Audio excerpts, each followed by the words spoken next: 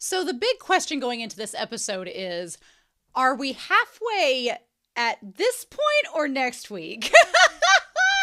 It's Romania Black, and we are on episode 5 of Ping Pong, the animation, and there's only 11 episodes, which leads me to believe that after this week, we'll definitely be over the halfway point, but we're gonna hit the halfway point like mid-episode. I am loving this series so far. By the way, the last 2 episodes, hooked, obsessed. And so I honestly was trying to decide what I wanted to watch tonight, and I was like, I want to watch Ping Pong, honestly. Because it's so good. I cannot believe that we not only got Pico and Sakuma last episode, but we also got Kaio just dominating. Kong faced off against Kazama. I can't believe we've already had it. And basically Kaio has won the whole damn thing and flooded semifinals and finals, and they're going to nationals, and Smile and Pico and Kong are like, that's it. That's the end. Insane, y'all. I saw someone say in the comments that you should pronounce Pico's name as Pecho, which, why didn't you put an H on there? The English teacher in me is like, why didn't you put an H if you wanted me to put a ch sound? Because Pico is like, I know that the E would be with like I if it was like Pico de Gallo, but I just say Pecco. Is it Pecco? Is it Pico? I like calling him Pico, but whatever. You all know who I'm talking about. But I'm really sad for him because he's now kicked out of the tournament. He seems very flash in the pan with his emotions. Like, he's going to be really mad about it, but he's going to pick up the pieces. Smile, on the other hand, is like, what is he thinking? And what is he going to do now? This is kind of why I want to dive into this episode, because I don't know where we're going now. It's kind of no man's land, which is a really exciting place to be in this series. I do have 2 comments before we start, though. Shimoyama, who's on Patreon, said that just like in Haikyuu, Tsukishima means moon and Kageyama means shadow, Hinata meaning sunspot. Tsukimoto, or Suki, means moon, and Hoshino, or Hoshi, means star. That's why they have the star and the moon on their polos. And I'm like, oh, that makes sense. So Tsukimoto, it makes sense now. I always just think of Smile, but yeah. Also now I'm thinking of like the smiling moon that you see in a lot of animation, and also the smiling moon in Majora's Mask. So that seems more accurate for this series. But that's really cool. They have the star and the moon on their polo because their name ties to that. The source material was started in 1996, and it influenced a huge impact on sports manga that you can see other sports anime being affected to this day by. Okay, this series taking place in 1996 in the late 90s, that tells me everything. And I know the animation style is not influenced by it necessarily, but I kid you all not. I keep referencing like Rugrats and like, not necessarily Hey Arnold, but I'm thinking of Rugrats, All Real Monsters, not necessarily Ren and Stimpy, but there were a lot of mid-90s animation that was this kind of rough and ready style that was more focused on the frenetic energy of the artwork than it was being perfected and with shadows and highlights and everything. And this series being made in the mid-90s, when that was an art movement and art style that was going on, is so apparent. And so hits now. For a brief moment in time, when I started out college, I was an art minor for like a couple of years because I couldn't decide if I wanted to do English or art. And eventually the paths diverged and I had to choose one or the other. And I chose English because I like rhetoric and writing better than artwork in the end. But I remember studying different art movements, and there was a big push. I know in Western art, like in America, there was a push in animation from like the late 80s when it was like very hyper realistic, gritty. I think of like Oliver and Company with Disney, where it was just this like gritty, hyper realistic, and then it slowly transitioned into like the Disney Renaissance and all that. But I feel like it was kind of not necessarily like a surreal or abstract movement, but it felt like instead of being hyper realistic, it was just like, let's just be abstract and just kind of like deconstruct everything. And that's kind of how this animation feels in this series, which I appreciate. At first it was off-putting, and then it felt nostalgic.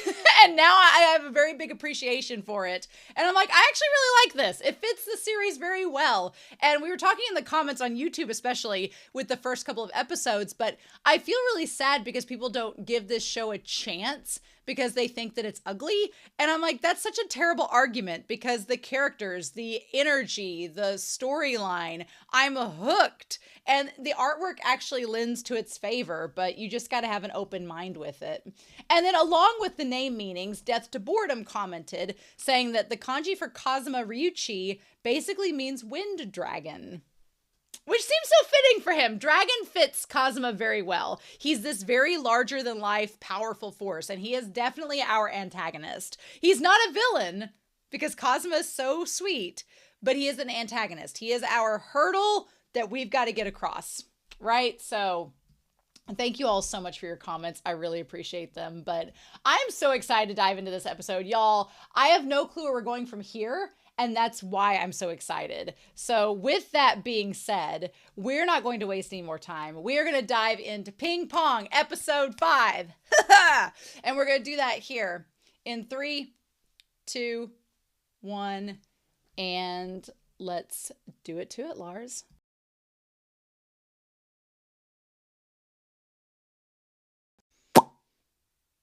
This is a really fun show to talk about. Holy shit. Oh my God.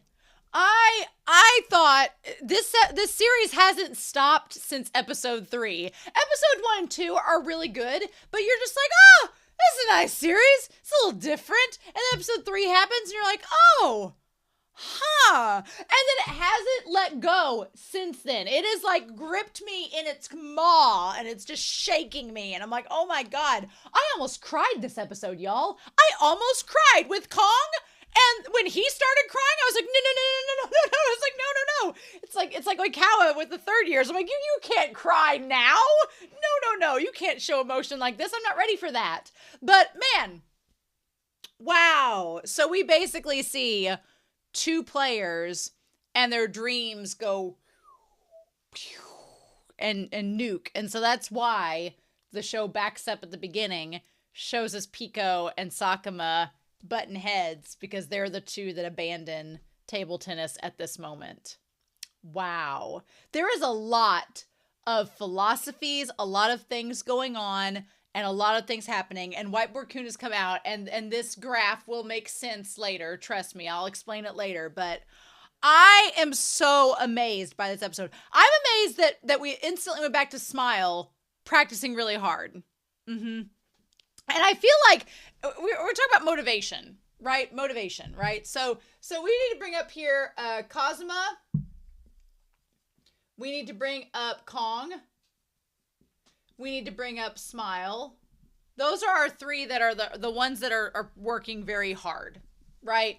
I also want to put down the coach because the coach gets some chance to talk in this with Yui. And then we're going to obviously have Sakuma and Pico, right? I feel like Sakuma and Pico, this episode, from a coaching perspective and from somebody that's competed in a competitive team atmosphere, this episode is so ripe with so many things. And I absolutely love it. I'm kind of all about it. It's kind of insane.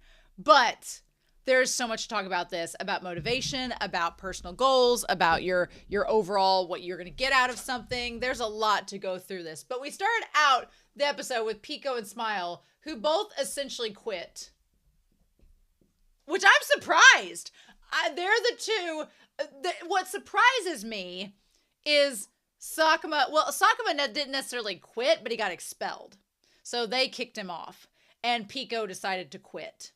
Because Pico, I am genuinely surprised about because I thought that he'd kind of bounce back. He'd have an emotional moment and bounce back. And this felt like a penultimate episode. This felt like next week was the season finale episode. And I was like, are we just getting, but then I had to remind myself in the ED, I was like, oh, no. We're only on episode 5. We're only halfway through. So there's a very good chance that Kong can come back. There's a very good chance that Kazama can play against Smile. There are so many possibilities, but Pico and Sakuma, they're taking a back seat at the moment. Now, there's plenty of chances for Smile to come back, maybe, but I don't know if he will or not. He threw his paddle in the river. I'm like, that paddle's worth money. You could at least pawn that, sir. Why'd you throw it in the damn river?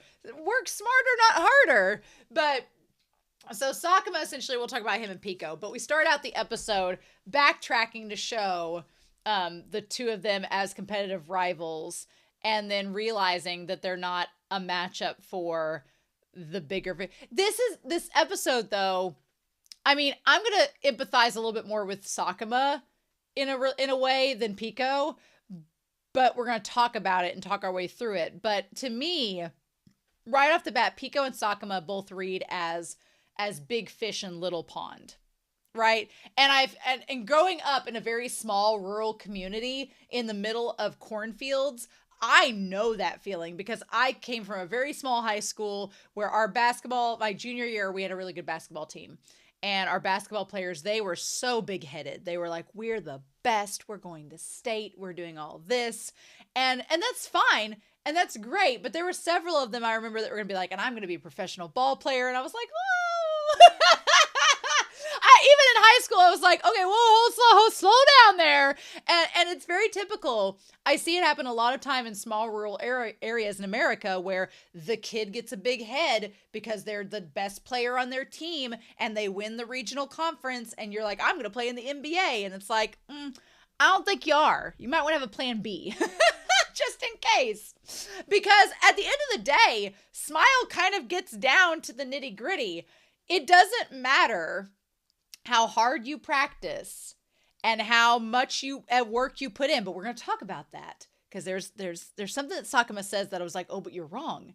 But Smile basically cuts through the bullshit and he's like, look, at the end of the day, you're not going to be stronger than me because I'm just better at table tennis than you. And that's an arrogant thing to say. And that is something that we'll talk about, but I was like, damn. And that just cut through Sakuma. Pico and Smile surprised me this episode because I really thought Smile would need more convincing to come back. But if we're going to talk about motivation, and we're going to come back to this, I feel like a lot of Smile's motivation is to spite Kazama. I feel like that's a lot of it. I feel like Kazama coming up to Smile being like, you don't need this ragtag little team. You need a big institution that'll support you and cultivate you. And that only Kaio can do that. And Kazama has reasons for doing so. But Smile's just like, no. Kazuma's like, come on, you don't even want to come to Shiratorizawa. And Smile's like a damn cat.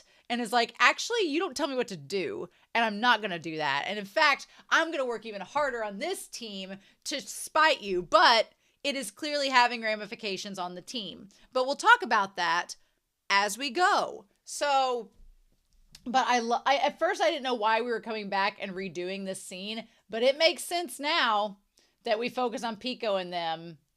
Kaio's vanguard, he says. Way to go, Akuma. That was such a line. That's such shade from Smile being like, oh, the vanguard. And then, of course, Sakuma's whole thing is that he idolized Kazama. He idolized Kazama and wanted to be him. Now, the thing about it is, no matter how good of an athlete you are, you can never be someone else. Right? And I know Sakuma didn't necessarily want to be Kazama, but he wanted to be on the same level as him. And the coach kind of talks about that a little bit later on. But Kazama, you know, I think Kazama respects Sakuma. And we'll talk about it. The coach really respects Sakuma and the hard work he puts in. I don't know if Kazama does or not. Kazama kind of was bitchy in this episode. There were lots of surprises in this episode because Kazama was so stoic last week.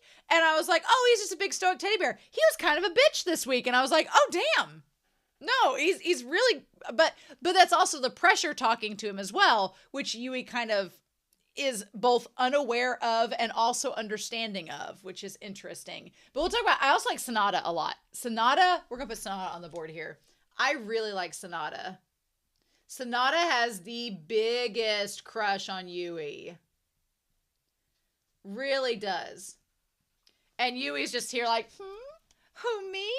I'm like, I don't want to compare Yui to Daisy from Great Gatsby, but she is very much just like, just there to be like, oh, what, me? What, who, what? And just a tease. But not meaning to be a tease, you know? But I like Sonata's character a lot. We'll talk about him in this.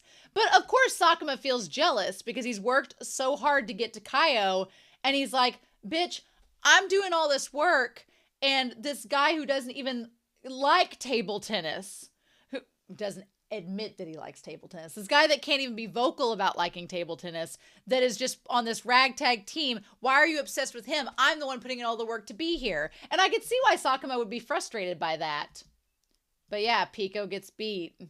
The only way to be sure you won't lose is to not fight. Now, the coach is the one that said good work.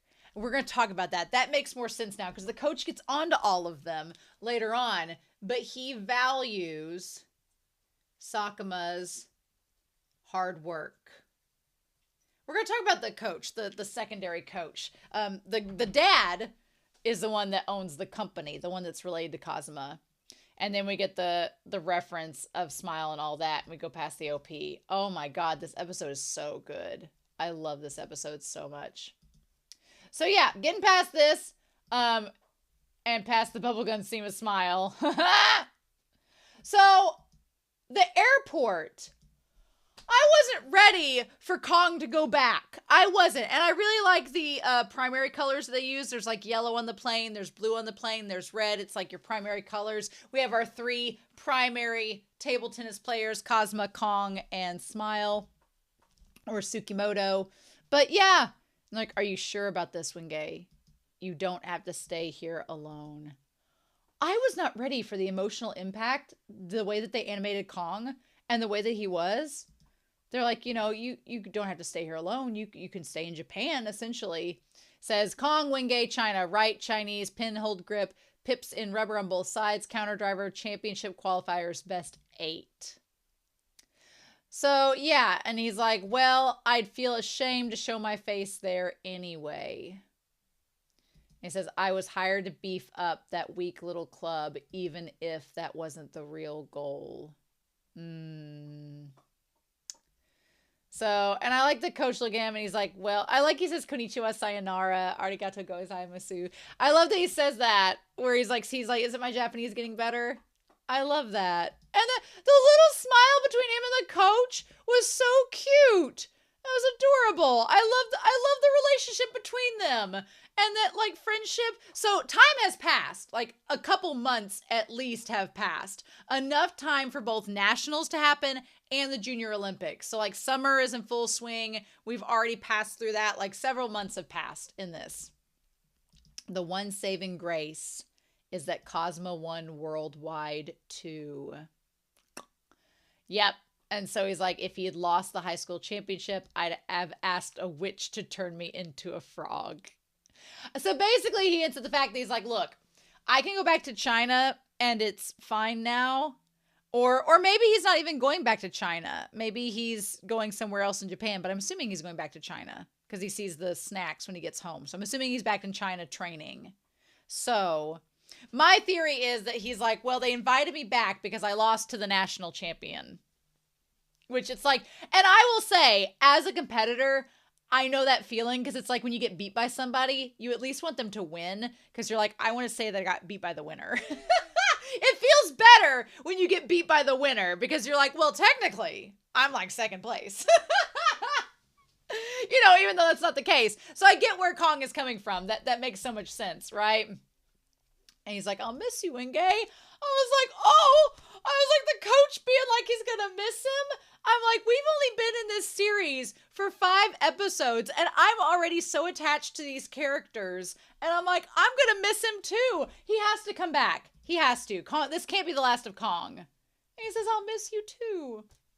That was so sweet. And then the little red plane, which makes this for China, makes sense. Okay, we'll come back to Kong. But then we get Kazama, which I'm glad I know that his name means wind dragon now. So the Ryuchi, his paddle having the dragon on it makes sense. The jacket with the dragon, like Kazama goes full on antagonist in this episode. He is riding off that national championship high, right?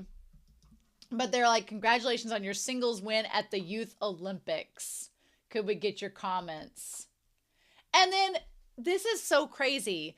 The team mentality the mentality that's been pushed upon him by his relative, the CEO, is that he basically, was the youth Olympic champion in singles, but he feels his team needs to step up. And that's why he wants Smile, to make his team live up to the CEO's expectations. He basically does not want pressure alone. He won't ever say that, but there is a part of it that's like, he doesn't want all that pressure by himself, because Kazama is under a lot of pressure. His family's like, you have to be perfect. You have to win. You have to do all of the things. And there is a part, if you've ever been on a team, and it's kind of like when you do group work in college, when you have a group assignment. And, I was that person in college group assignments that I was, I'm an English major, so I was good at writing. So my group would be like, hey, you English major, do you want to do the report part of it that's like 90% of it, and we'll just put together the rest of it? Wink, wink. And that's always how group assignments went, because if you find somebody that's the good one at it, then you're going to be like, well, you can do this. We want it done correctly. And if you're a type A person that wants to get good grades, you'll be like, sure, because I want a good grade. It's going to get done right. And Kazama kind of fits into that mold where he is good and puts in the work and does all the things, but you can understand from his perspective. He's like, I'm on a team. I really need my team to step it up, so I'm not the only one out here doing it all. And I can also see kind of from his perspective why he would be disappointed, because he just got done last episode telling Smile, he's like, we have all the state-of-the-art equipment. We have the best scientists. That do kinesiology. We recruit the best of the best. So if it's not leading up to your expectations, and if his family is breathing down his neck, being like, why are we pouring in all this money if you're not giving us results? Then I could see why he would be influenced by it. It doesn't make it right, but I could see that that's why he's influenced on it. I'm satisfied with the singles win. Someone also pointed out that since he also shaves his eyebrows, it just makes him look that much more intimidating. Personally, I think it makes him look like he's ready to do drag at any moment. But kudos to him, mama. Kazama Ricci. And so, yeah. Kaio, captain, right, shake hand grip, all-rounder, Youth Olympics champion. And so, yeah, he's like, however, what I'm most worried about is my school, Kaio.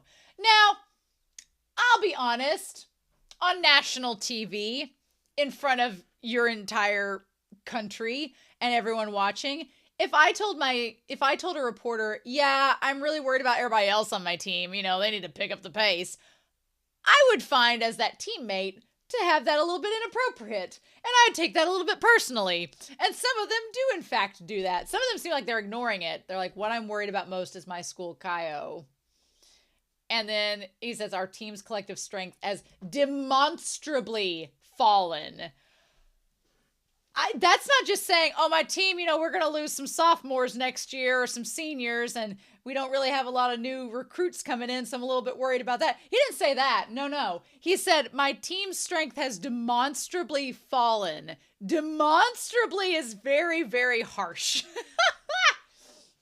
And to say that, and, from the last episode, you get why he has that mentality, because that's what they coach there. He's used to that, negative reinforcement being thrust upon his team all the time. That's their coaching style. But to hear it from an outside perspective through this interview is really brutal for Kaio Academy to be the impregnable fortress that it once was.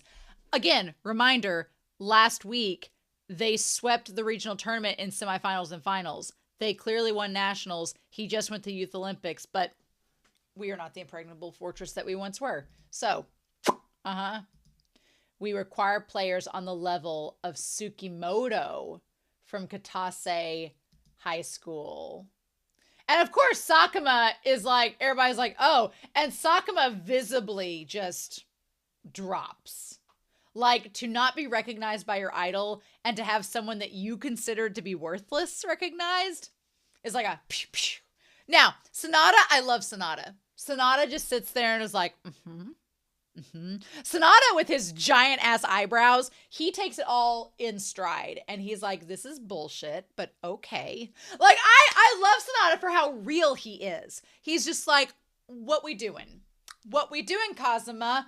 I love that. But yeah, that Tsukimoto thing was a declaration. A declaration of who they want.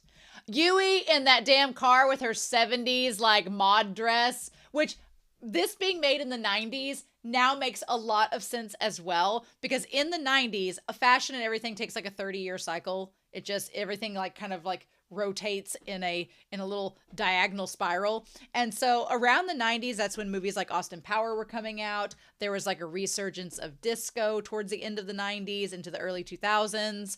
And so the 70s like mod style was all starting to come back late 90s. So that's a cool fashion kind of moment there. Isn't she the girl from the commercials? The Poseidon ones? Yeah. So there's a lot of like nepotism there too, where they're like, oh, we got the girl that's the family to be in the it's like when the girl in your hometown, her dad owns a car shop or like a car lot and she's in all the car lot commercials. Come on down to something expressway and buy a car. That's literally what she's in. She's in all those commercials for Poseidon, but they're a national table tennis brand and she's their spokesperson. So go. That was an all too brief interview with Ryuichi Kazama. And you could see all the players in the table who took gold in the Youth Olympics table tennis singles. Now back to you. You can see all the players at the table now look so like kind of like disgruntled, like, okay, cool. It's not exactly team morale boosting. You understand it when you're at like a competition and a coach is yelling at you from the sidelines that your team needs to get together during a competition. That's one thing. It's another thing when your captain of your team gets on national television and kind of like smack talks you. Like that's a whole different thing. But Sonata is staring at the screen and he's looking at Yui and seeing her drive off. He is totally crushing. And then we see her in the commercial for Poseidon. Yep. Let's play table tennis. Yep. Mm-hmm. I feel bad for Sonata because one, like Kazama is related to Yui, so there's no chance they're going out. And so Sonata's just like, you're just related to her. Can we switch? Can she take me around and we go on a date? But it's kind of like Romeo and Juliet. There's no way that Sonata is going to have a chance to date her. She's like off limits. I feel bad for him. So as she's driving down the highway, and also from an American perspective, I wanted to be like, you're on the wrong side of the road. but then I was like, wait, no, you're not. Which is funny. But her saying, and here's the part that really got me, that was interesting, is she's like, you're amazing, Ryu. Auntie Imiko was so excited, which is his mom and her aunt. And she says, did you call her? And there's this very awkward silence. And he says, no. And she's like, oh, do it. It'll make her happy. I hear she's always shows her customers clippings of you. He's very standoffish about his mom, which I wasn't expecting. Like, there's such a comparison there or a contrast, because Kong is all about his mom, which we'll talk about here in a minute. And Kazama seems like estranged from her. Like he seems like he doesn't want to talk to her. And the thing about it is Yui's a cousin. So she may think she knows what's going on in that family. And maybe behind closed doors, she doesn't realize like the pressure that Cosmo's under, or if his parents like verbally like get on to him or are as hard to him as the CEO is. She doesn't know that. So it seems like he's trying to just not talk about it and not bring it up. But the contrast between him and Kong is really interesting. And she's like, so home? And he says, no, I want to say hello to the old man first. So his dad. And she's like, that's rough. And she's like, there's a good pancake house nearby. Honestly, though, she's like, sorry, got it. And he says, even though you're the world champ, you've got it rough. It's like Gramps at the center of the world.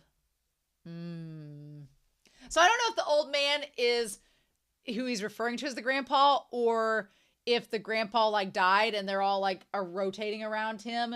So is the grandpa the table tennis player that the school's named after? We don't know. We know that there's the grandpa that I'm assuming is the table tennis player that their school's named after, that they're all like rotating around. Maybe, possibly. But I think the pancake house is an interesting thing of being like, hey, how about we just go have a good time and get some good food rather than worry about all this stuff. And he can't do that, which will relate to Pico here in a second. But I thought the way the episode was going to go is that they all were going to go to the pancake house. Things were going to converge and we were going to have Pico and Kazama meet in the same place. That is not what happened at all, but I thought that's where it was going to go. And maybe the pancake house is just to establish that they were in the same place at the same time. Maybe. So yeah, so we have the parasol, beach chair, mat, inflatable raft, and the banana boat.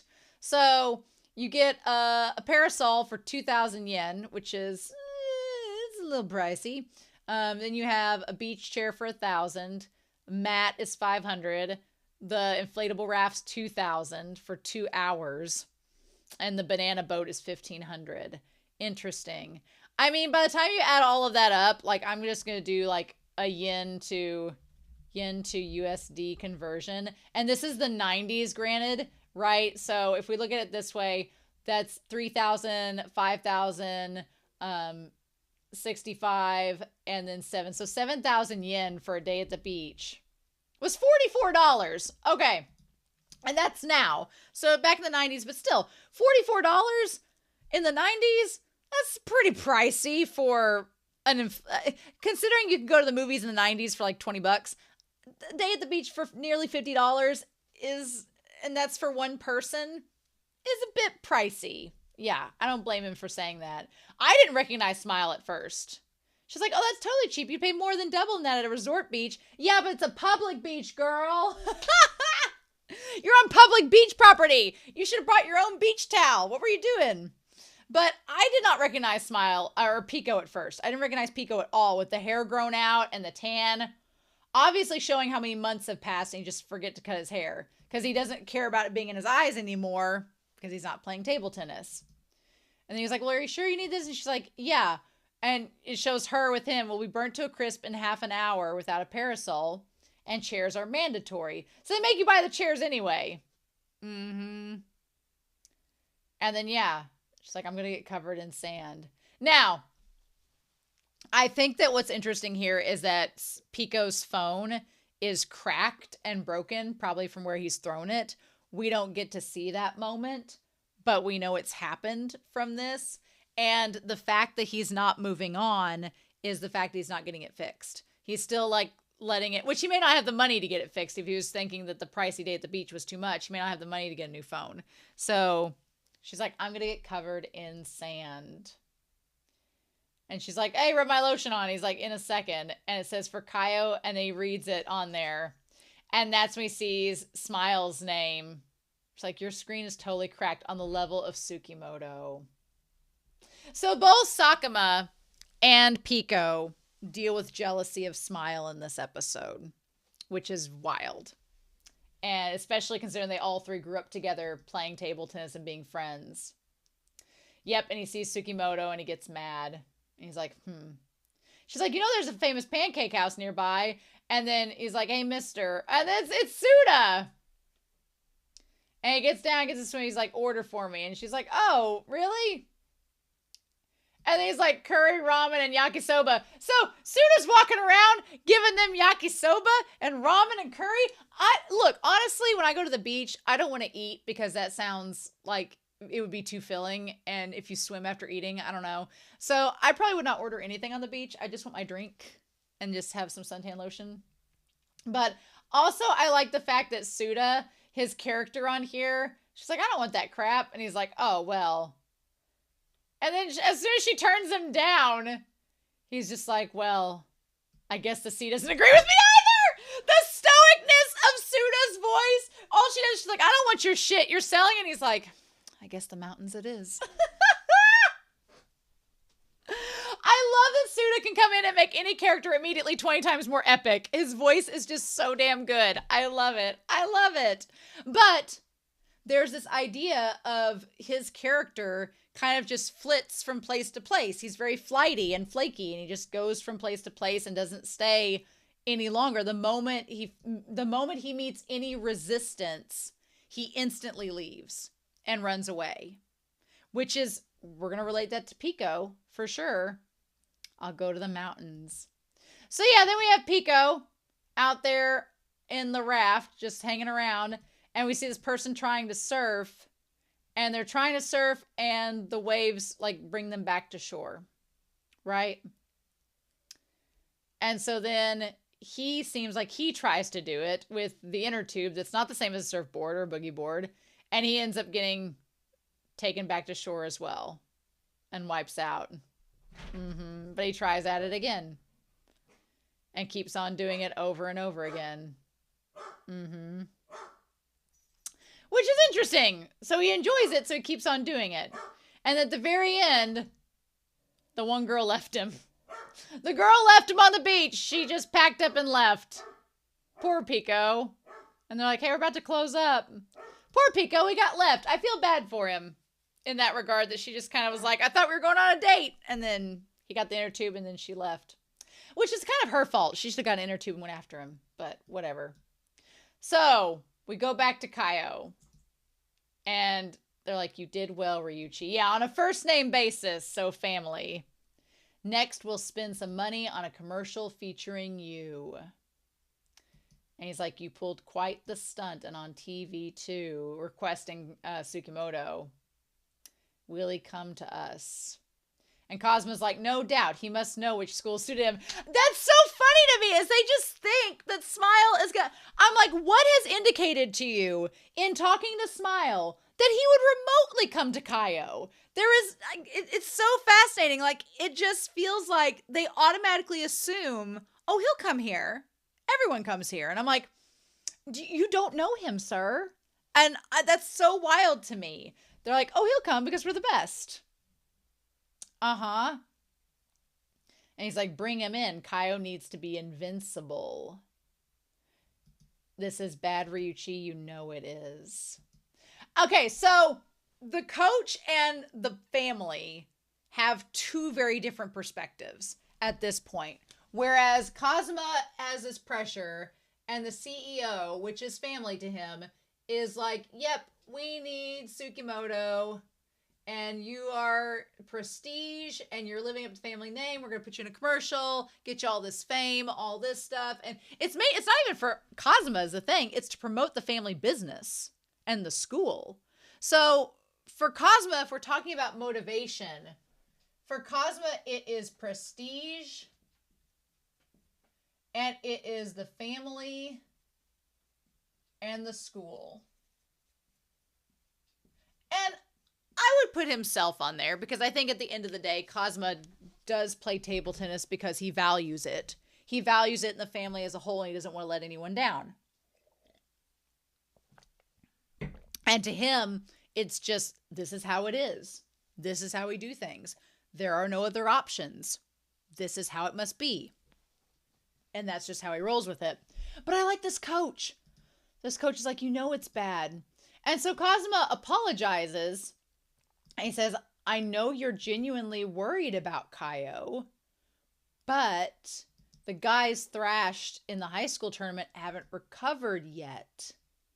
So, and their captain only caring about another school's player is a slap in the face. So the newspaper says Kaio Academy sunk, team eliminated in the second round. So they're talking about nationals, that the team didn't advance. So the team didn't win nationals, but in singles, Kazama did very well, and then he went on to the Olympics to win gold. So that's why Kong was like, it'll be fine. But so the coach is kind of like, hey, you know, team morale is not the greatest. It's not the greatest. And I get that. I get that a lot because it's hard when, and from a coach's standpoint, I get where he's coming from because I've coached teams where there are like a couple of, and I've talked about them previously in this series, there's a couple standout players and you're like, okay, cool. And they do really well. But then if another player on the team doesn't do as well and they go back and they're talking about how great. I had one time on a team that I had a teammate when I was competing that they didn't do well in an event that they were competing in. They didn't do well. They didn't advance. But there was someone else that was from a rival school that did phenomenal. And I remember riding home from a tournament and my one teammate kept going on and on about this person from the other team that was so good and was like, oh my God, they were amazing, all of this, all that. And then finally my teammate was like, well, I was in that round. Did I do good? And they were like, oh, yeah, you were fine. You were good. But you could just tell that my teammate was visibly hurt because it felt like a slap to the face when it seemed like your teammates weren't caring about you as much as the competition that beat you. So I definitely know why the coach is concerned. He's like, morale's not great. It's also fascinating to me because the coach was the one yelling at them in the last episode about not being good enough. But you kind of, you peel back the layers, right? You peel back the layers. And what I like about this show is that the coaching and the staff, you peel back the layers with them and you realize what is it exactly that they're going for. So like we got this a little bit with the coach for Katase. We got them for them. And now we get this with this coach that even though he's hard on his team, which I talked about last episode being a bad thing, at the end of the day, he's like, but I like these guys. Let's, this is the way we coach and this is the way we do, but let's ease up a little bit. It says no consecutive team win. Ryuichi Kazama gets second consecutive singles win. So he advances from the singles competition. So then we have Sakuma, who looks down in the dumps, and we have Sanada, whose eyebrows are on point. He's like, I hear Kazama got called into the coach's office. And they're like, yes, he did. Oh, no, that wasn't Sakuma. The TV show this afternoon, he was talking at the airport. And they're like, yes. He's like, he's supposed to be like a robot. I hear he never smiles. Interesting. They're talking about Smile joining. His name is Tsukimoto. If I know Kazama, that wasn't some careless slip. Sanada's so smooth. He's so interesting. He's planning to get that 4 eyes with the parted hair on our team. And Sakuma's mad about that because Sakuma's like, Smile doesn't even want to join the team. Smile doesn't even matter. He's like, I'm the one that's worked really hard for this. Why am I not getting recognized? And so we have Manabu Sakuma. Right, pinhold grip, pips in, long pips out. Modern defender, eliminated in the second championship round. Where did I go wrong? So damn! Okay, we come back to Kong. Let's go back home. This scene got me. Where he gets there, and he's like, thanks, sir. And there's no subtitles, so he's back in China speaking in his native language. Opens it up, and there's a note. There's a note and there's the snacks, and he reads the note from his mom and he opens up the snacks and then he pulls the hair off of there and he sees his mom in front of the mirror and she's combing her hair and like combing through where it's starting to turn gray. And then she says goodbye to him and waves goodbye. And like, this is so emotional because he sees how much work she puts in, and she puts in all of this work to get him to be able to go off and do this to try to get them a better life. And I was doing fine until we get the continuation of the scene where he's leaving the train station, and the moment that she's out of sight, he breaks down and starts crying. No, you can't do that, show. You can't give us crying Kong. No. That's so sad. And I'm just sitting there weeping about her. And to see the shine in his eyes, for a second, the animation stops doing what it does. And it gives us an anime moment where you see the little glistening, like he's about to cry. Why would you do that, show? Why would you do that? No. And of course he puts on the glasses to be like, yeah, no, it's fine. So anyway, go back to Japan. He's thinking about Kazama and how strong he was. And he's sitting there in his room. He's got like his box and everything and his snacks. And I like that he slowly gets up off the bed, grabs his stuff to go practice. That he doesn't give up. He's like, no. For Kong, Kong's motivation is his mother. Is his mother and doing well for her and herself. I love this. I love that in both scenarios, what I think I love most about this series so far is the contrast between Kong and Kazama. Because Kazama is from the wealthy family that's the prestige, the marketing, they have like the name brand. They are like, the pressure for him to succeed is not only for himself, but for his family's legacy, right? And to uphold that, what they represent. That is in direct contrast to Kong, who is not only doing this for himself, but because his mother believes in him and works really hard for him, and they don't have a lot. And they're completely opposite, and he's doing this to try to make her life better. And create something for his mom rather than uphold it. And it is so damn good. So damn good. I want a rematch. Oh my God. I love it. But then we get Smile. I was amazed. I did not anticipate Smile doing the training menu like he is to this extent. I was completely floored. And then, yeah. So Smile, Makoto Tsukimoto, right hand shake grip, pips in, long pips out, attacking Chopper, eliminated in third round of the qualifiers. I like the one that advanced the least is the one that is getting hyped up the most. That is just so intriguing to me. But yeah, so then we have this conversation with Oda and the other guys. And they're like, do you want us to stay after practice and help with anything? And the coach is like, nope, I got it. We're good. And they're like, okay, see you later. And he's like, damn. And they're like, Oda, what are you up to today? And he's like, I'm working on my license. I've got to be able to drive the family's light truck. And they're like, oh, well, look at you. You get to drive a truck. We don't, a family business must be nice. We're college bound with no prospects. And he's like, moron, you don't know how rough small town appliance stores have it. From somebody in a rural small town, small businesses got it rough. So no, I do exactly understand what you were saying, Oda. But I think it's an interesting side note that you have down here. I would say, and down here too, are the rest of Katase.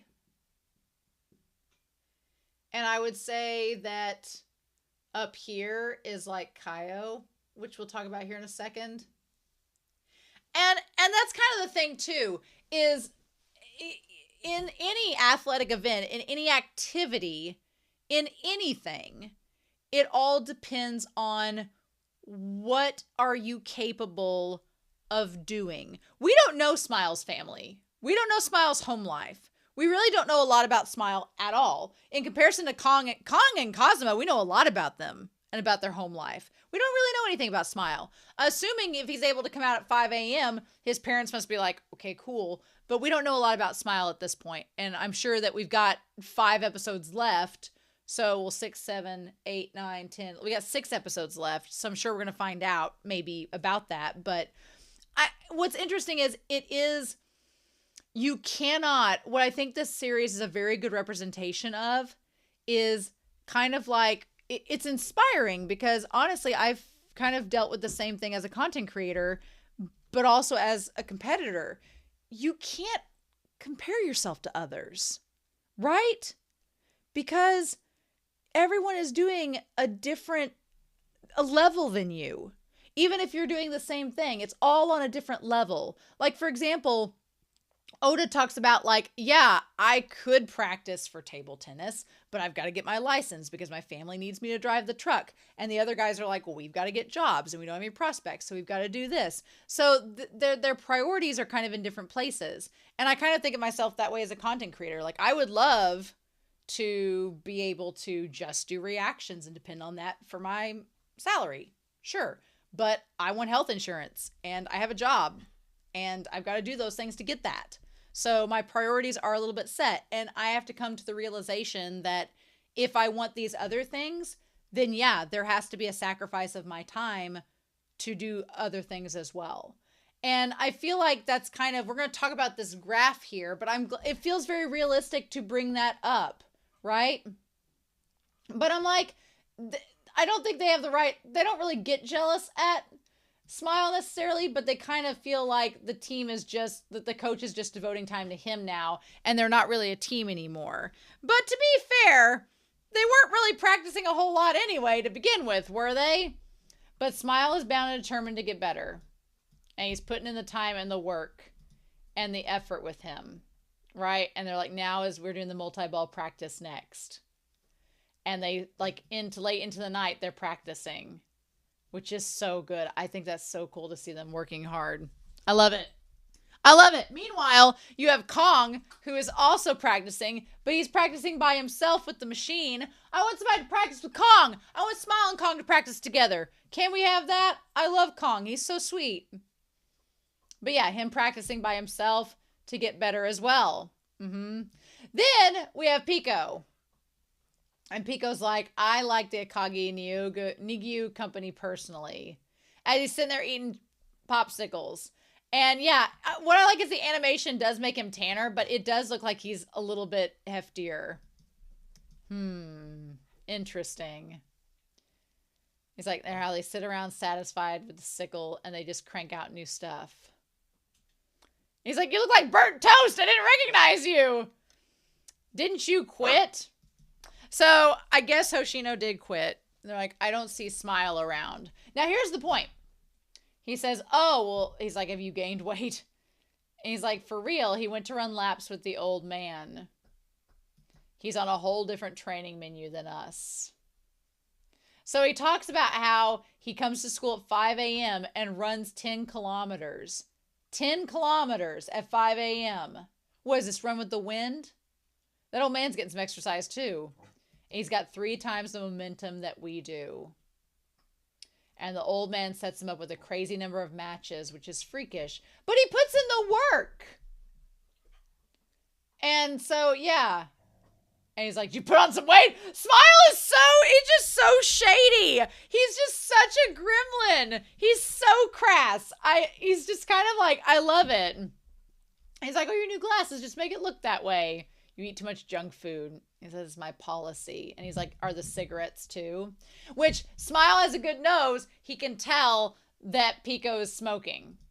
Which, don't smoke, kids. It's not good for your health. And he says he looks down on us. He plays so many matches because none of us are worth practicing with. I feel like that's, you know, I don't think that's fair of Oda to say, because as we know from episode 1, were Oda and them really putting in all the work that they could? And this is kind of my point, because there's a chart here, and this is going to come up with Sakuma and Pico. There's a little graph that I've made here. The x-axis is talent, natural talent. The y-axis is the hard work barometer that you do. And so this is lots of talent. This is no talent. This is slacking and doing no work. This is doing lots of work. So I would argue that I would say in terms of natural talent meeting hard work, I would put Kazama way here on the end of the spectrum. Because Kazama does do like all of the exercises. He puts in the work. He does the stuff that we've seen. And he has a lot of raw natural talent. And so you put those two things together, boom. I would say Smile is right behind him. Smile has a lot of natural ability. And what's frustrating to Pico and Sakuma is that they thought, you know, they started out getting the basics and being like, oh yeah, we're pretty good. And they're like, Smile started out not doing well at all.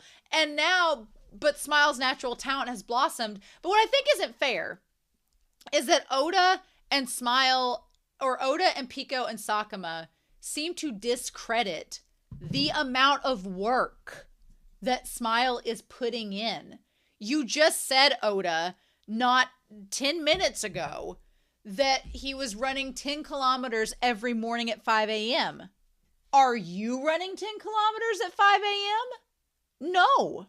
Are you staying after work and doing the practices that Smile is doing? No. And are you motivated like Smile to do those things? No.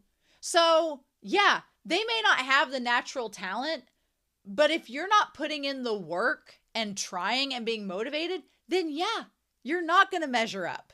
That's how it goes. So then you have like Kong, for example. I feel like Kong and Pico are on two different spectrums as well. Because, and again, we ended last episode with Kong flying one way and Pico going the other way. And here you have Kong, who has natural talent, not as much natural talent necessarily as Kazama or Smile, but he's right up there putting in the same amount of work. And so it puts him ahead of others like Sakuma and Pico because he's putting in the work. And he's trying. And he's motivated. And he wants to be there. And so that's going to put him in this upper echelon over here. I feel the worst for Sakuma because Sakuma works genuinely hard and has put in the effort, but he doesn't have the natural talent and the aptitude. And the way that Smile just completely obliterates his confidence and ego. I mean, Smile is very similar to Kazama. He could have phrased it in a much better way. But I think what's so insulting is that Sakuma feels he's been lied to from his team and his coach and led on when Smile just comes out and says it and says, you're just not good enough to beat me. It's like, ooh. And in a game that you can measure that, it's like, ooh. But I feel like Sakuma, it's not fair for him to get on to Smile because Smile has worked hard. He has put in the work. He didn't just sit back and let it happen. He's been doing the work. And then the one I don't feel sorry for is Pico. Because I'm like, Pico has probably about the same talent as Sakuma, right? But he's not putting in the work. He hasn't been putting in the work this whole time. He was barely putting in any work at the table tennis house. He was just like, oh, I'm leagues better than you. I don't have to work for it. And here, he gets all bent out of shape. And I'm like, well, dude, you're not putting in the work. Because you don't think that you need to. So it's like, you know, I feel like Oda's kind of being unfair to him in this moment. We play schools that are at his level. So there's like, and the winning prince rides the winning streak highway alone. I'm like, but you guys aren't practicing at the same level. It's like, show up, you know?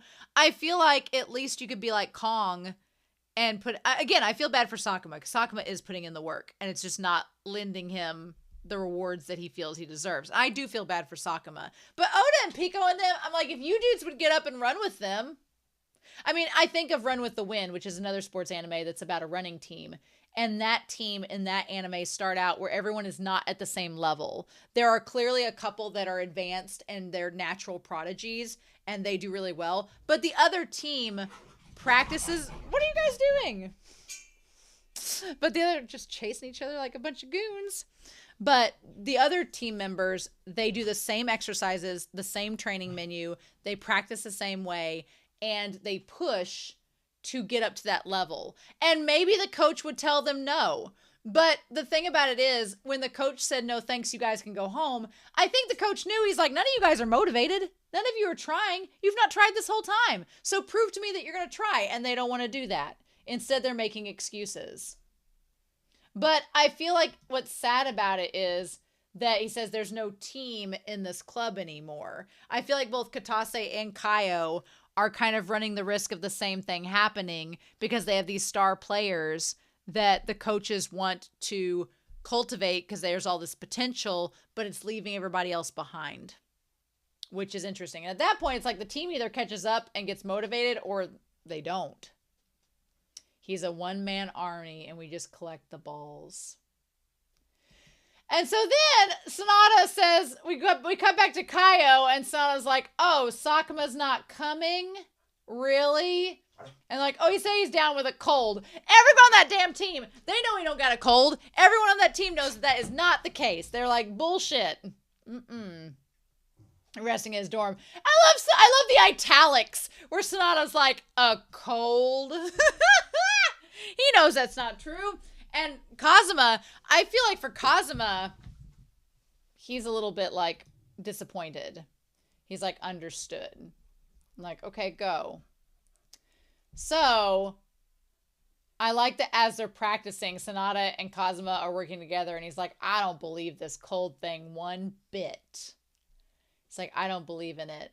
He says he's the type who would play with appendicitis. The posters in his dorms aren't funny to me. He worships you like a god. Where would a guy like that go? And so then Cosmo's like, he said, Kaio doesn't tolerate us playing other school athletes without permission. Did Sakuma go someplace knowing that? I like that Sanada seems to have like a Kansai Ben accent because it like clips his words where it says knowing something like that or saying. Like it feels like it's like got an accent. He's like, it's fine by me if you want that chopper from Katase. But it seems to me if you go around calling us losers in public, then the team might fall apart. I love that Sanada just lets him have it. I love that Sanada's like, hey, oh, just one fellow senior team member to another. What you did back there was bullshit, and you're going to mess up the team by being this way with that attitude of yours. I was like, oh, Sanada letting him have it. I love it. And they do it so calmly. Everybody's sitting there like exercising while these two are having like a serious debate. I was like, oh my gosh, I love how it is. And he's like, do you understand me, Kazama? And we don't get him answering the question. He's like, Cosmo, it's time for the break to be over. He's like, oh. I was like, he's just sitting there formulating his response. He's like, are you concerned about Sakuma after all? And he says, no. He's like, Sakuma is the last guy. He's like, Sakuma's going to lose. And then he's like, Makoto Tsukimoto already plays at a different level than you guys do. Like these two, they're cultivating this rivalry with one another, and everybody else is getting left behind in the dust. And Sanada's like, oh. He's like, he's gonna lose. He's like, I smell sweet olive. And they're like, we need to start. And he's like, yeah, we're coming. Get back, kid. The hole that Sakuma left. Filling it with a strong player is our most pressing need right now. So Cosmo's already been like, oh, he left. It's over. Like Cosmo has already moved on. And that's probably what sucks the most is that Sakuma idolized Kazama and Sanada pointed that out and was like, hey, this kid really looked up to you and you've already moved on. And Cosmo's like, yeah. I'm so surprised because it's kind of like how Pico feels with Smile. He's like, Pico is like, oh, hey, I wanted to protect you and keep you from getting hurt by Sakuma. And we grew up playing table tennis together and you're leaving me behind. And Smile's like, I got to do this. And Kazama, Sanada's like, are you really leaving Sakuma behind? He's like, yeah, I got to do this. I did not peg Kazama for being this way. I was like, oh. And I was like, now hold it right there. How do you figure that Sakuma would feel if he heard that? I like that Sanada's like, hey, that's your teammate. He idolizes you. Have a heart, man. Uh-huh. He's been with us through thick and thin. And Cosmo's like, well, here's what I would like to know. How is that compassion going to help us restore our great club's name? Oh, I was just like, players who can't win internationally can't keep the high school tournament either. And then with the birds flying away. Clinging to old ideas in a time of crisis. Winter will come soon. What's interesting is that Smile and their motivation is literally to prove themselves. What I like about this is Smile is not doing this for anybody but himself. Smile is just like, I'm fighting and working hard to prove you all wrong for me. And Cosmo's like over here being like, I guess I appreciate Smile more for that because Cosmo's like, our team has to do better for the legacy. Like, think of the legacy. And Smile's just like, I want to beat this guy because he pissed me off. So yeah, but there's another series that I've watched called Land of the Lustrous. And in that series, one of the characters says, those who have great power have great loneliness. And here in this episode, we definitely see both Kazama and Smile show that there is this loneliness surrounding them because nobody else can kind of measure up to their orbit, Right. So then Yui comes in, this little trollop, and she's like, oh, you look stressed, coach. And he's like, I'm sure you find that funny. I love that he can't really say anything because she's like the boss's daughter. So he's like, I'm sure you find that funny. And she's like, is it what Rio said on TV? He's like, yeah. Also, the Pepsi product placement is the most obvious product placement I have seen in a long time in an anime or any show in particular. Hilarious. Although Ace of the Diamonds manga, like, markets the shit out of Under Armour. Under Armour clothing, they must wear it nonstop in Japan because it is, like, all over the place. But yeah, this Pepsi product, that's so funny. So obvious. There's a first year on my team, one of a dying breed, in the vanguard right now. She's like, is he good? He says, any art gallery doing an awkwardness exhibit would snap him right up. I didn't scout him, and in fact, I was set against letting him on the team. The dying breed, though, is being motivated. The dying breed is hard work and motivation. That's the thing. And I agree with him. It gets harder and harder, like, to find someone that is motivated without instant gratification, that is willing to put in the work to get to their goals, and is willing to put in that time and effort knowing it's going to be a long uphill battle. Because, anymore, it is hard to find people that are going to put in that time and commitment and work for something like that without seeing that reward instantly. Because any athletic sport, you don't get instant rewards. It's an uphill battle, right? And the coach kind of touches base on that. I kept turning him down, telling him that it'd only end in suffering. But he refused to listen, saying, I came to Kaio to become like Kazama. I caved, figuring I could make him manager someday. Being like, I was going to give him the manager job, But he turned out to be the type of man who, if you could tell, he turned out to be the type of man. Oh, I want to go back to that because she just kind of like lays down. Also the product placement on the lemon drink. He turned out to be the kind of man that, what does he say there? If you tell him to drop and give you 10, he would do 100 or 1,000. But table tennis is a sport where natural aptitude really matters. He could never play like Ryuichi. It's not possible. But your dad here likes him. He's just too adorable for me. So the dad's the main coach. Yeah, the dad's the CEO. And that's that's the uncle, I guess. Yes. But that's so interesting to me because the coach is like, look, it's hard to find a player that will devote themselves as much as he will. But he knows all along that table tennis requires natural aptitude. And he's like, at the end of the day, Sakama's not going to be Kazama. But I like players like him, so I keep him on. And the thing that's kind of like just completely crushes Sakama is at the end of the day, it almost feels like a betrayal to Sakama for the coach to have not been like, well, you're never going to be as good as him, but you can keep playing if you want. And Smile just comes out and he's like, you're not going to be as good as him. I'm just going to tell you what the coach wouldn't tell you, but yeah, that's the case.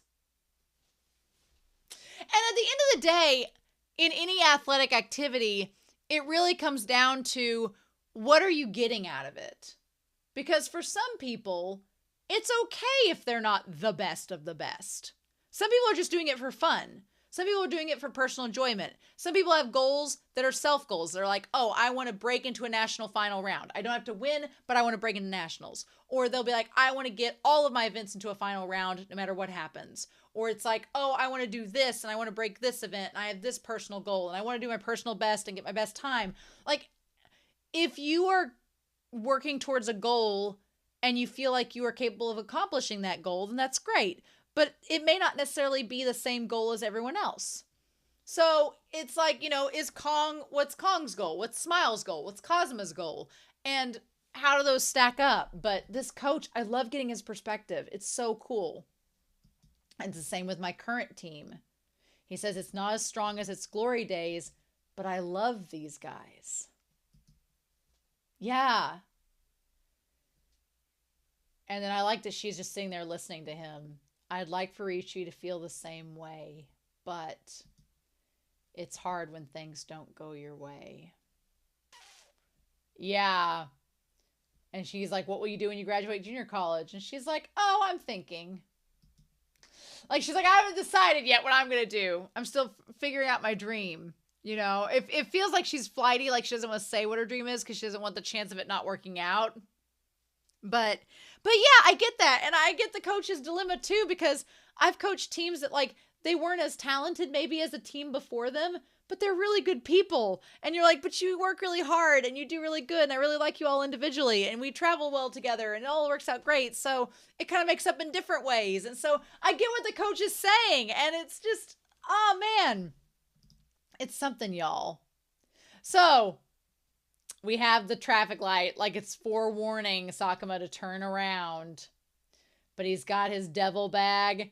He's got his yellow coat. Yellow is traditionally in color theory a color for caution. It's a warning color, and that seems apt for him to wear it. And then I love the purple Kaio samurai that's in there, and it's like him walking down as a samurai to go face Smile.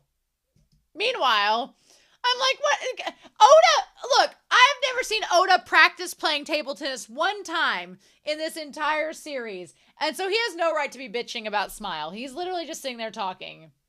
And everybody else is just practicing. And then, oh boy. Like, well, why'd you stop? Come on. And then there he is.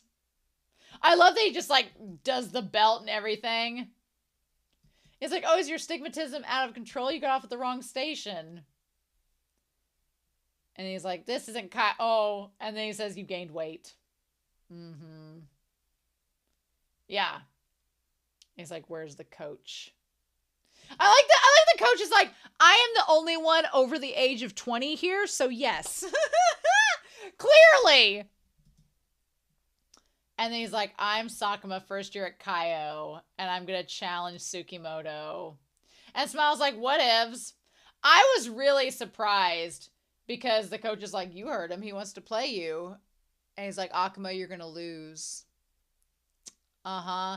Now, they established that because he showed up to play the match without getting permission, he's probably going to get expelled. And for a second, I wondered if that was going to be a repeat of, you know, the guilt that Smile felt with Kong, but I feel like Smile's like, no, you chose to come here. See, here's the thing. I feel like maybe because Sakuma chose to come and face Smile, it wasn't something forced. It's a different ballgame. And Smile's like, well, you chose to walk into this lion's den, so okay. Or like, oh, you're committing suicide. And the coach is like, you gonna handle this? And Smile's like, yep, 15 minutes. I like that it's so cavalier.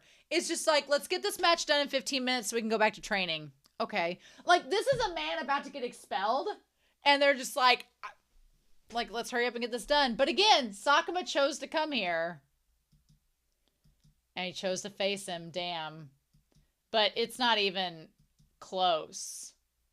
And I feel like when Smile watches him struggle, or when Pico watches him struggle against Smile, it just feels like Pico's more and more dejected. But I don't feel bad for Pico, because I'm like, Pico, you quit. Why are you here? And if you wanted to get back in the game, work harder. Like, just, you know, and I get what Smile says. He's like, some people have aptitude for table tennis and others don't. But I guess I say work harder. But the fact of the matter is, if Pico's not good enough, he's not good enough.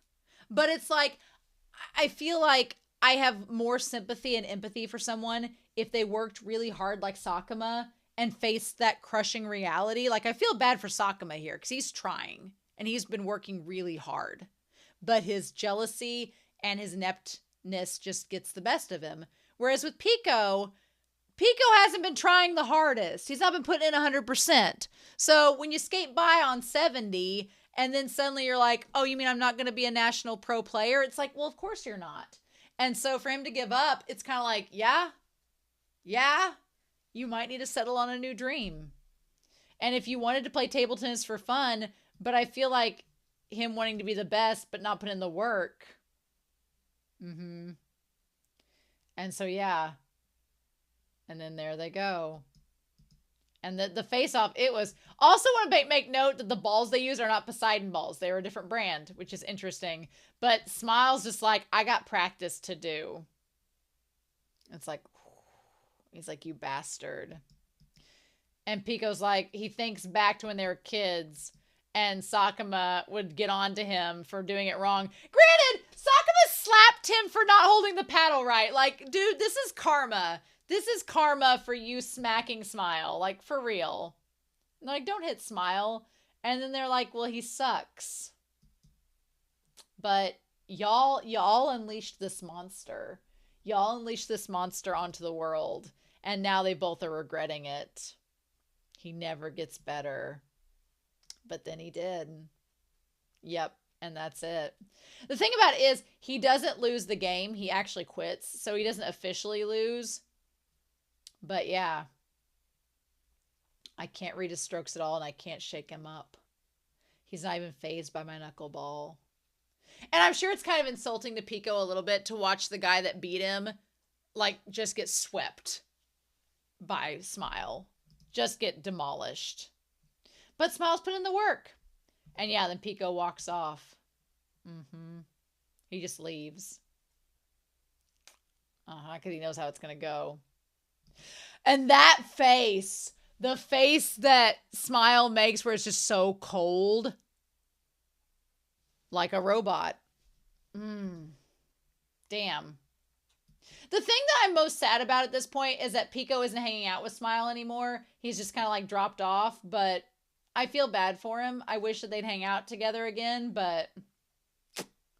And then we get, you know, sudden backstory. We get the backstory about Sakuma's astigmatism, which is sad, because they're like, you've got a really bad astigmatism. And then he says, where did I go wrong? And it's just like, some people just aren't born as lucky as others. When your eyes get tired, look off in the distance. This boy's eyes are much better than mine. Look at that, Manuba. Oh. It was his dad an eye doctor? He's like, that's a choo-choo. It's different from a beep-beep. Train's different from a car. And he says, where did I go wrong? And then, of course, we have Pico saying he's going to go to Europe. And then Kazama saying, you're on the Vanguard. I look forward to it. What tripped me up? And so, yeah, and then as he's trying to focus, they're like, what can you see?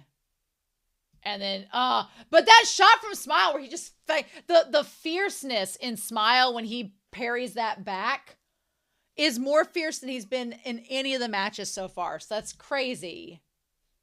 And then he misses the ball and it goes out. And at that point, it's only 5 in, but then he gets mad and throws the paddle down. He's like, why is it you? Why? And his eyes have that, like, gleam in it like Kong's did. And the coach is just like, but yeah, he's like, why do you get to be the one that's so talented? I worked hard 10 times, no, 100,000 times harder than you. And see, that's where people mess up. Because I'm like, you've worked hard, so have Smile. Smile's worked hard as well. And when that happens, and you do work hard, yeah. In table tennis, it comes down to whoever's just better. And works in and puts in the work. And he's like, so Kazama would acknowledge me, and so I beat Pico. I thought nothing about table tennis, but from morning until night. And I gave my everything. So why? And then he says, because you haven't got a talent for table tennis. The brutal truth. The brutal truth. And the worst part about it is that Smile doesn't throw shade. Smile is speaking objectively. He's like, that's all it is. It's not something worth shouting about. The thing about it is, Smile is not a trash talker. He just tells you like it is. And he's like, I know you've practiced hard. So have I. You're just not as good as I am.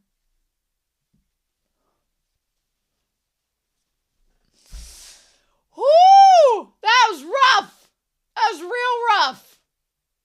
And then you see Pico lighting up the cigarette, which I wish Pico would stop smoking. Don't smoke. It's not cool. It's not good. Nope. He's like, if you're not going to go finish the game, go home. I'm a busy man was like, just slit the throat there and then. I like that Pico took one puff out of it and tossed it aside. Again, he's not committed to it. But yeah, this part sucked too. Where there are different theories of how Bruce Lee died. I'm like, oh my God. And then he runs into the guy and he gets mad and he beats him up. And says Manabu Sakuma of Kaio Academy Tennis Club. I love the barbed wire used for it. And he's like, are you going to compliment me if I do? Oh, suspended for 2 weeks for causing bodily injury. Yep. And he's like, answer me, where should I look when I'm walking? Oh, expelled from the tennis club.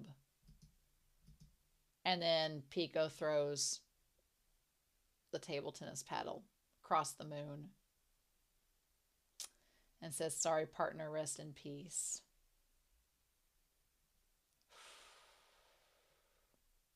Damn. So Pico's gave it up because he doesn't think it's possible for him to be on the same level as Smile anymore. And he doesn't think it's possible that he has enough talent to get him as far as he needs to go for his original dream. And Sakuma realized that he basically was kind of coddled and wasn't going to ever be as good as Smile. And both of them, where did I go wrong, have decided to quit. Oh. This episode, I've talked for a long time about it, but it was brutal and beautiful. And I absolutely adored it. So, yeah. So it was fun. Anyway, what a crazy episode. Oh my gosh. Anyway, I'm super excited to see what happens next week. But in the meantime, I hope you all have a wonderful week yourself. Take care. And I hope you stay safe. Take care. I'm excited to hear your comments down below about this episode in particular. But I'll be back now that we're at the halfway point to see what Smile's going to do now and what happens to our boys in the next episode of Ping Pong. Bye.